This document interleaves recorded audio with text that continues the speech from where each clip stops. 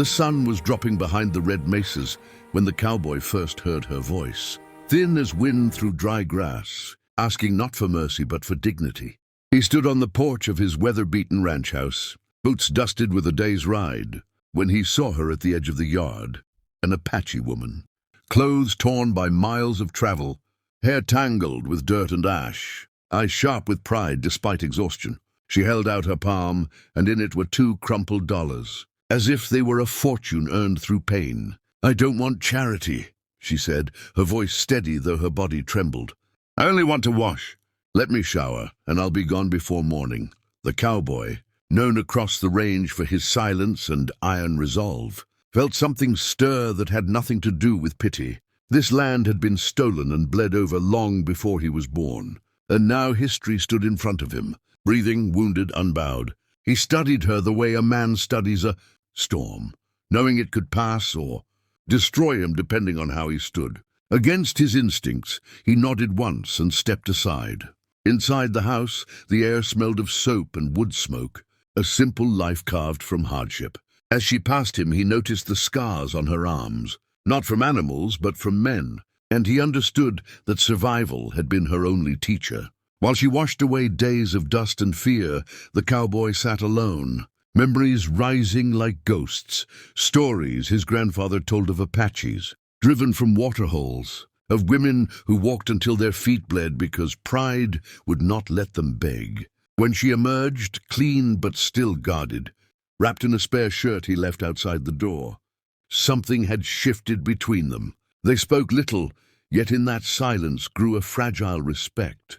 She told him her name meant morning, after fire, and that she was searching for family, scattered by hunger and cruelty. He offered her food not as payment but as acknowledgement, and she accepted without lowering her eyes. Outside, the desert cooled, stars appearing one by one, witnesses to an unspoken truce between 2 souls shaped by the same unforgiving land. That night neither slept easily, because sometimes the smallest act of kindness opens wounds history never allowed to heal.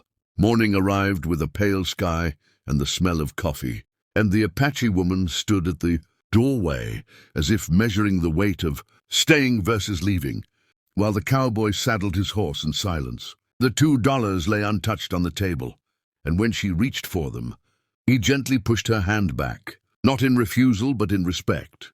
"You paid already," he said quietly, meaning more than water and soap.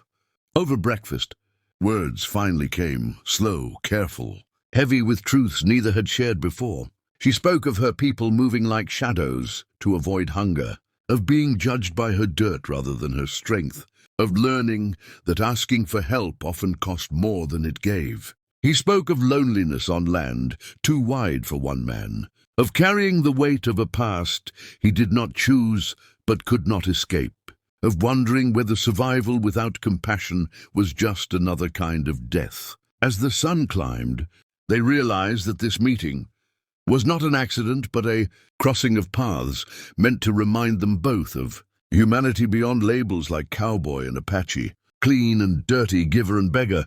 When she prepared to leave, he offered to ride part of the way, not as a protector, but as a companion for a stretch of road. And she agreed, trusting him not because he was strong, but because he listened. They rode through canyons where echoes of old battles still lingered, and in those echoes they found understanding instead of blame. At the ridge where their paths split, she stopped, turned, and looked at him with a calm strength that needed no words.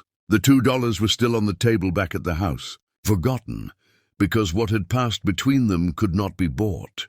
As she walked away toward her uncertain future, the cowboy knew he would never see the land the same again. Sometimes a story is not about rescue or romance, but about recognizing the dignity in another human being when the world has tried to strip it away, and about how one small act can quietly change 2 lives forever.